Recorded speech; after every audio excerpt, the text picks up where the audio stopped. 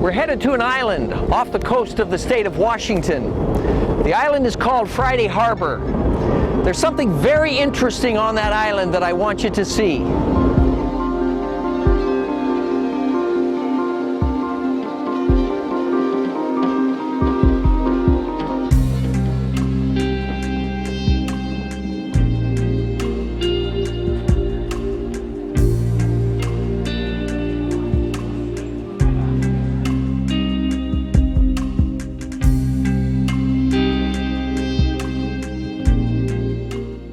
All along this trail, you're going to see simple grave sites, marking a pathway to something at the end of this trail that you're going to find quite interesting.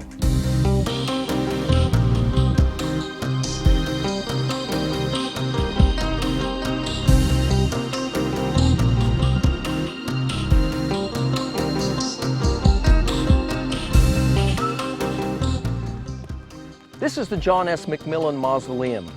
It was constructed by John McMillin, who was the president and owner of the Roche Harbor Lime and Cement Company in 1930 and completed in 1936 at the cost of $30,000, which was a tremendous amount of money at the very beginning of the Depression. The columns are the exact size of the columns in Solomon's Temple.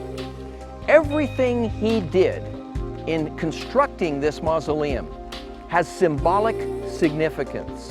John McMillin was extremely proud of his family. Family was very important to him.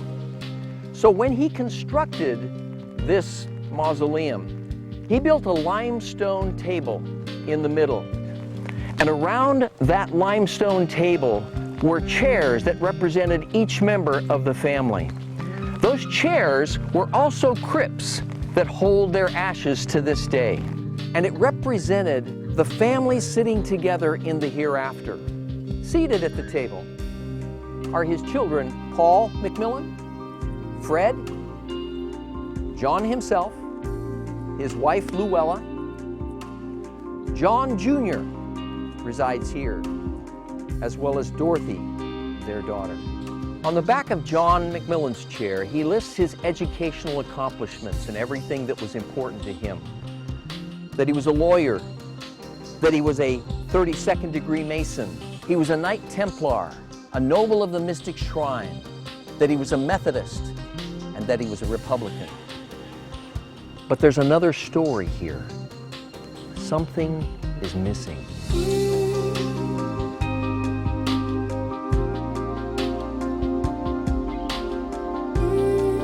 This column that's broken is not this way because of vandalism or decay.